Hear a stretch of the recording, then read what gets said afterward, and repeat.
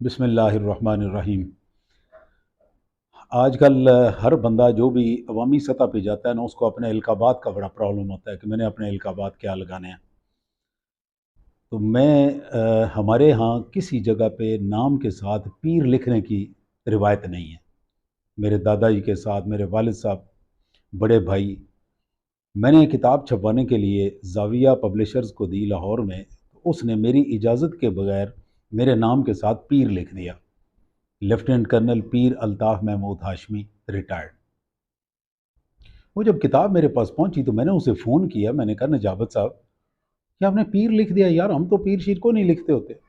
کہتا ہے جی میں نے اسی لیے آپ کی اجازت کے بغیر ہی لکھ دیا، مجھے پتا تھا آپ نے لکھنے کو نہیں دینا۔ میں نے کہا تو یہ تو پھر میں نے آپ کو معافی نہیں دینی۔ کہتے ہیں میں ایک واقعہ سناتا ہوں، وہ آپ سن لیں، اس کے بعد آپ نے کہا تو میں اسی کے اوپر چٹ لگا کے غائب کر دوں گا۔ میں نے کہا جی ٹھیک سنائیں۔ وہ کہتے ہیں کہ میں پیر کرم شاہ صاحب رحمۃ اللہ علیہ ان کے پاس پڑھا کرتا تھا بھیرے میں، تو انہوں نے ایک ہمیں بات سنائی۔ کہتے ہیں کہ میری تقی عثمانی صاحب سے ملاقات ہوئی، اب دونوں بہت بڑی شخصیات ہیں۔ تقی عثمانی صاحب سے میری ملاقات ہوئی تو تقی عثمانی صاحب نے مجھے کہا کہ آپ نے اتنی خوبصورت تفسیر لکھی ہے، لیکن اس کے اوپر آپ نے ایک جاہلانہ لفظ پیر ساتھ لکھ دی ہے۔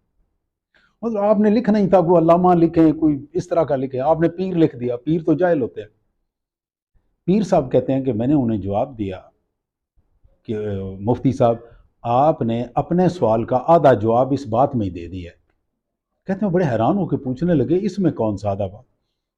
کہنے لگے جو بندہ یہ پڑھے گا کہ اس بندے نے تفسیر لکھی ہے تو اس کو یہ اندازہ تو ہوگا نا کہ یہ بندہ کوئی تھوڑا پڑھا لکھا ہے۔ تو جب وہ ساتھ پیر کا جاہلانہ لفظ پڑھے گا تو اس کو اندازہ ہوگا کہ ان جاہلوں میں کوئی پڑھا لکھا پیر بھی ہوتا ہے۔ کہتے ہیں میں نے پیر کرم شاہ صاحب کی یہ بات سن کے تو آپ کے ساتھ پیر لکھ دی ہے کہ کوئی بندہ سنے گا کہ یہ کرنل بھی ہے اور پیر بھی ہے تو پتہ چلے گا پیروں میں کرنیل بھی ہوتے ہیں اور پڑھے لکھے ہوتے ہیں۔ میں نے قبول کر لیا جی۔ مجھے یہ بات اتنی اچھی لگی کہ میں نے اس کو اپنی کتابوں میں مستقل لکھنا شروع کر دیا۔